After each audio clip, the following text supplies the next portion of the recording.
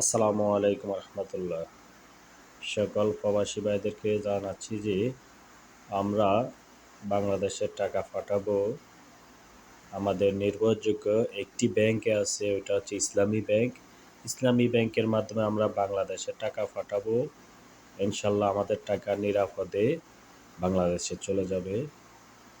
এই যে দেখেন, আমি স্যালারি পাইছি আজকে।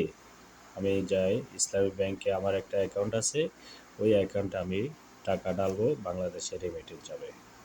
আপনারা সবাই ইসলামী ব্যাংকের মাধ্যমে বাংলাদেশে টাকা পাঠাবেন। ওকে, আসসালামু আলাইকুম রহমতুল্লাহ।